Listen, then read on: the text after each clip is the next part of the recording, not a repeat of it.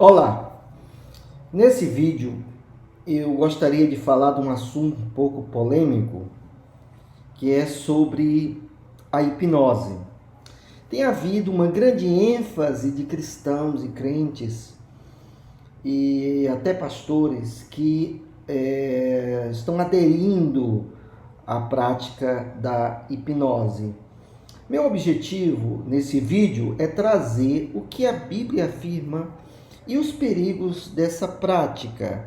Alguns dizem, e por isso eles aderem, que a Bíblia não fala nada sobre isso.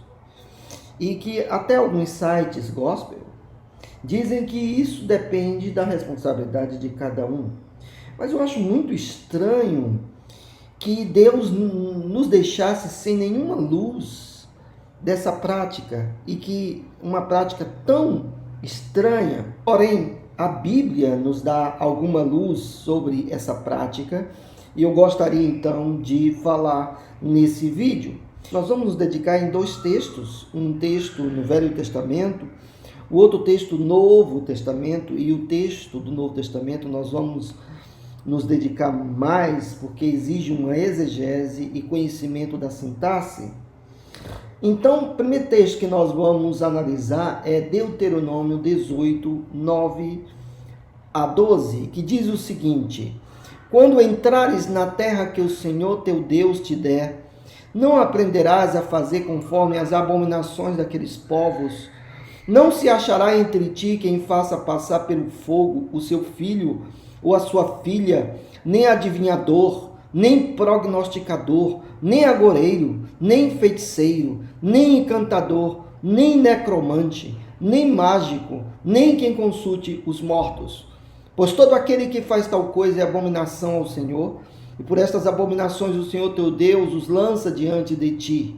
Notem uma palavra dentre todas essas, que é a palavra encantador.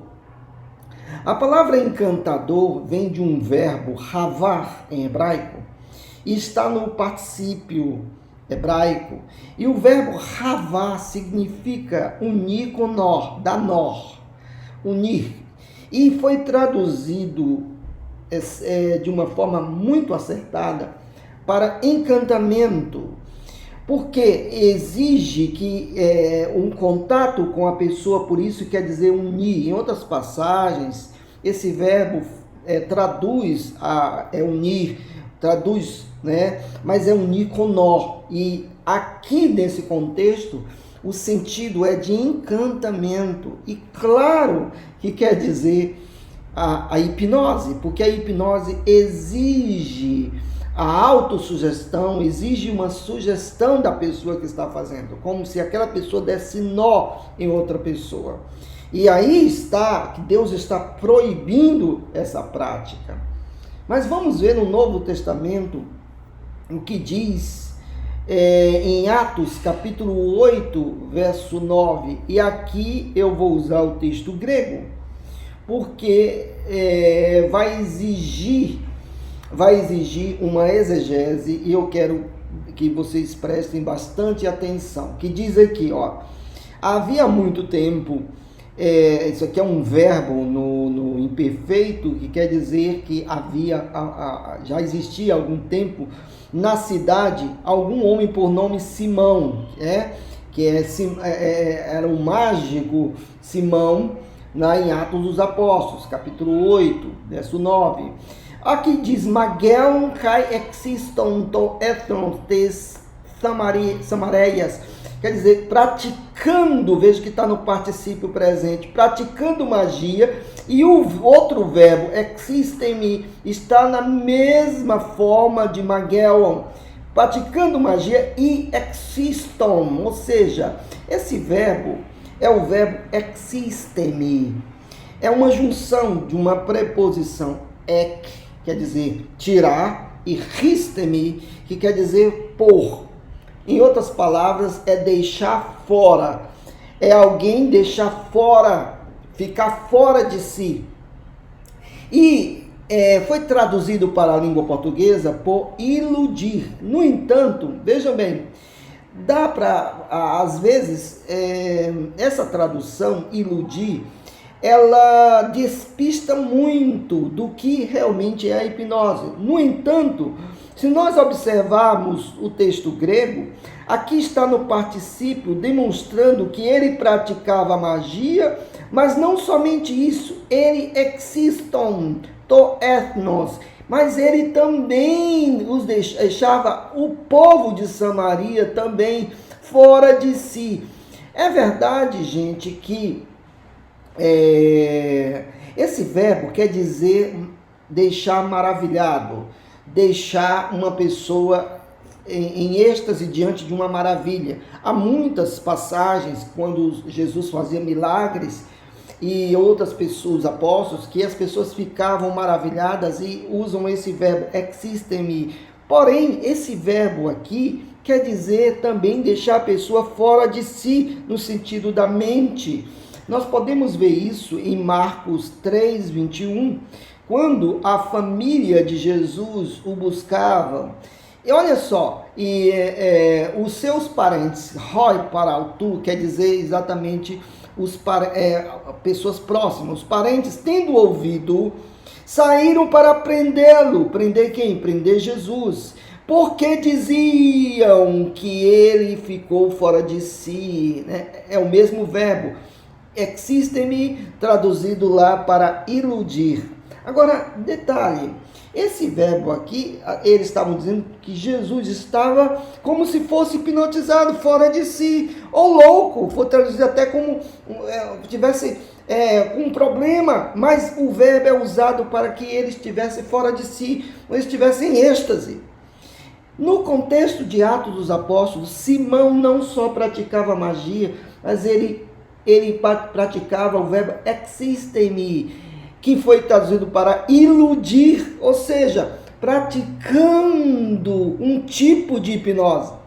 Agora vejam que o verso 11, do capítulo 8 de Atos, vamos voltar para o capítulo 8 de Atos, verso 11, que diziam aqui, ó, proserron teauton diatorricanon chronon, que diz aqui, ó, aderiam a ele, há muito tempo, diatorricanon chronon, quer dizer, é uma expressão idiomática para dizer há muito tempo, tempo suficiente, né? Há muito tempo. Agora detalhe, exestakenai autus, tais mageias, exestanai autus. Vejam bem, esse verbo existem-me é o mesmo verbo que foi traduzido para iludir, que é deixar fora de si. Ele está no infinitivo perfeito. Ele está no infinitivo perfeito. E aqui eu quero explicar sobre a sintaxe, que os tradutores, muitas vezes, eles não se aprofundam na sintaxe. Preste atenção. Esse verbo, exestakenai, ele está no infinitivo. O verbo no infinitivo, ele é substantivado. Quando o verbo é substantivado no infinitivo, ele não pode ser uma oração reduzida, coordenada. Não. Ele só pode ser, encabeçar uma oração reduzida, subordinada. Na tradução portuguesa, eles colocaram uma oração explicativa. A oração explicativa, gente, ela é coordenada, mas o verbo está no infinitivo. Ele tem uma função sintática ligada e dependente da oração principal. Então não pode ser oração coordenada, só pode ser oração subordinada. Então vejam bem, aqui vamos voltar para o texto grego, aqui do verso 11. Então vejam bem, se aqui não pode ser explicativa, mas aqui essa oração é uma oração subordinada adverbial final, tem uma função de finalidade. Vejam bem, o sentido é assim, eles aderiam a ele há muito tempo, certo? Para que eles fossem iludidos com mágicas.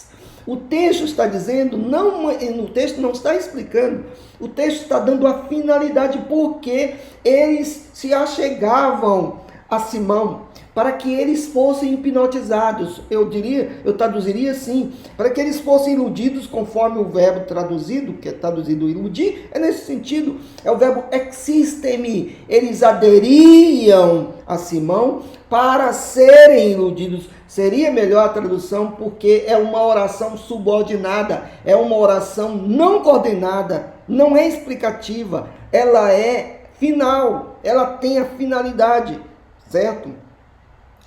Então vejam bem, dito isso, nesses dois textos, que Simão, dentro do contexto que Simão praticava magia e também praticava a hipnose, e por isso muitos iam a ele para serem hipnotizados, para serem iludidos, certo? E por que os tradutores também não traduziram de forma final? Por causa do verbo no perfeito. O tempo perfeito vamos dizer, é uma ação que começou no passado e vem até o presente. No entanto, preste atenção, os tempos gregos, a ênfase não é tanto na ação temporal, mas na qualidade da ação. Isso você pode ver em qualquer gramática. Uma das gramáticas, eu aconselho você a analisar a gramática de Chamberlain, que fala exatamente dos vários tipos de tempos perfeitos. E um dos aspectos é a qualidade da ação. O que o texto está demonstrando?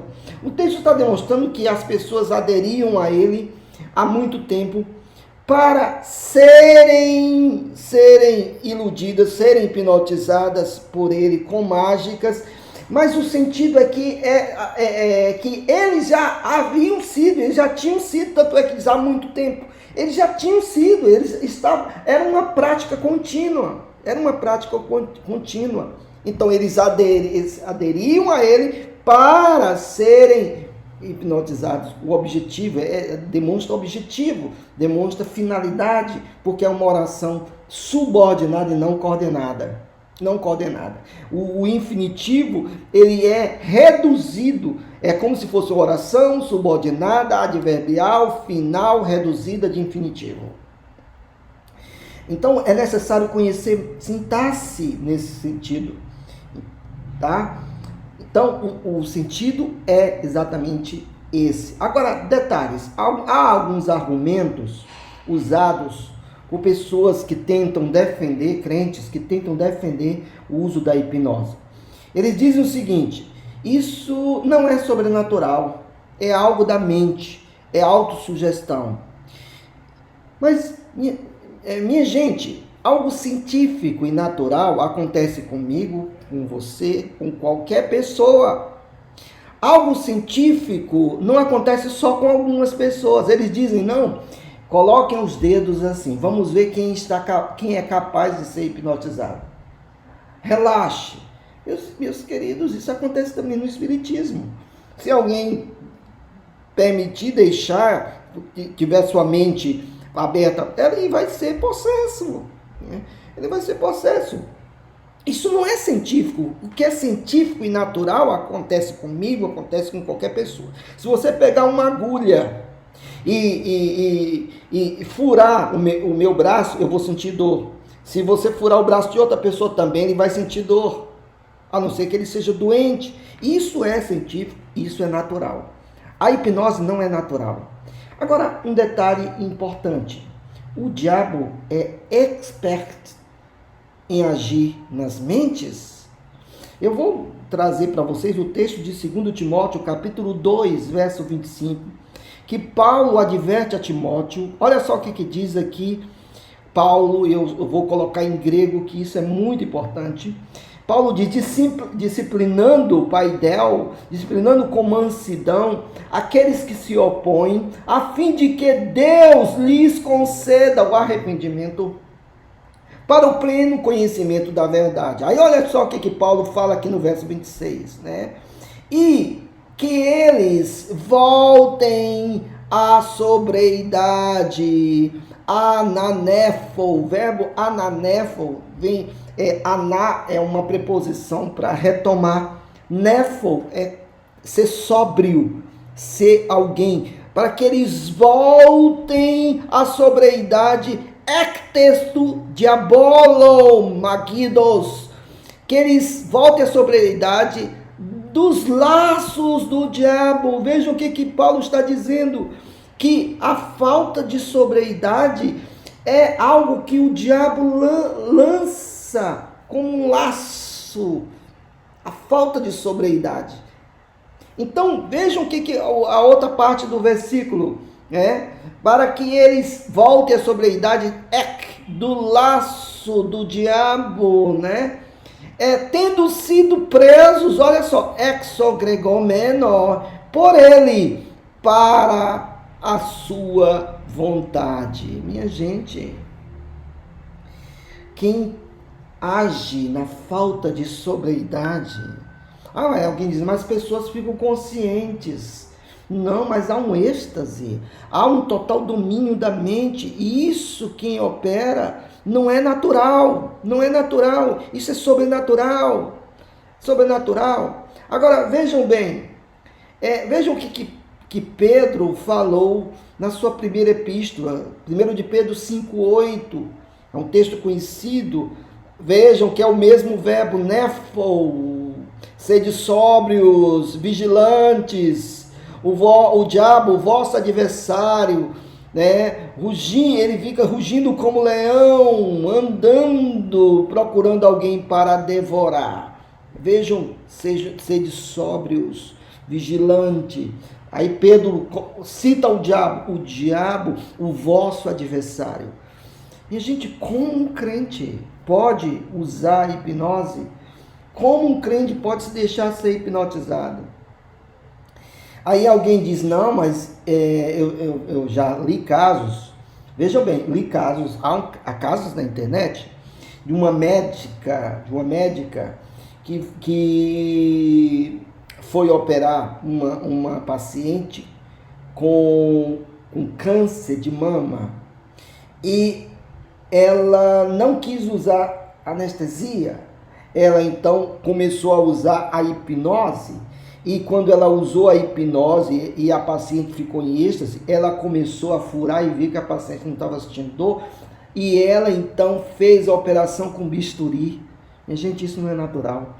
O espiritismo faz da mesma forma. A pessoa fica em êxtase, eles colocam agulhas, colocam bisturi dentro do nariz, eles enfiam no ouvido, e isso é ação de espíritos. Outros dizem é usado para terapia. O espiritismo também usa terapia.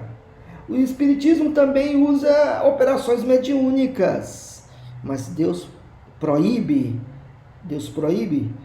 meus queridos, esse tipo de prática. Agora, eu vou colocar no site Fatos Desconhecidos, que diz aqui, casos mortais envolvendo hipnose. Você pode depois ver nos Fatos Desconhecidos, no site Fatos Desconhecidos. O primeiro é a morte de Ella Salomon. Tem desde os anos do século XIX até 2011. Olha só esse caso aqui. Ella Salomon tinha 23 anos de idade quando um homem identificado apenas como o Sr. Nelcon a hipnotizou na frente de seus pais e tios. Em 1894, o homem a procurou porque a jovem era clarividente e ele precisava de um conselho médico devido ao estado de saúde do seu irmão. Quando estava hipnotizada, Nelcon perguntou a ela se o seu irmão morreria, e foi quando a jovem disse: esteja preparado para o pior. Depois de dizer isso, ela desmaiou e morreu minutos depois de forma misteriosa. Isso é cristão. Outro caso, aqui são vários casos, mas eu vou dar um caso interessante. Vejam bem, as mortes de Marcus Freeman, Wesley McKinley e Brittany Palumbo. Olha só o que aconteceu. Em 2011, a escola Northport, na Flórida, teve 3 casos de mortes de alunos em poucos meses. O primeiro foi Marcus Freeman, de 16 anos, que morreu em um acidente de carro. Segundo a namorada do rapaz, antes do acidente, ele virou o rosto de forma estranha e simplesmente saiu da estrada. Um mês depois, o Ellis McKinney, também de 16 anos, foi encontrado enforcado. E no outro mês, Brittany Palumbo, 17 anos, foi encontrada morta dentro do armário do seu quarto. Por fim, todas as mortes dos jovens estavam relacionadas. George Kenner, o diretor da escola, se entregou à polícia e confessou que havia hipnotizado esses 3 alunos anteriormente. Ele contou que havia ensinado Marcos a se hipnotizar para melhorar o seu desempenho no time de futebol. Na véspera da morte de Wesley, o diretor o hipnotizou para ajudá-lo com os estudos e também tinha hipnotizado Brittany para ajudar a garota a lidar com a ansiedade. Mas o método não funcionou e a garota se matou. Ele foi colocado em licença administrativa e renunciou ao cargo. Minha gente, fuja da hipnose. A Bíblia é contra isso. E daqui ninguém sai. Tá? Deus condena o encantamento. Ah, mas como acontece? Se você consultar os mortos, Saul consultou os mortos e ele morreu por causa disso. Se você consultar os mortos, você vai consultar.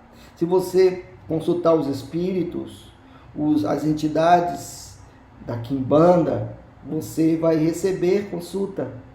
Se você invocar naquela tábua Ouija, né, você vai consultar. Mas a Bíblia é clara em dizer que isso é errado e Deus condena com abominação. Deus abençoe.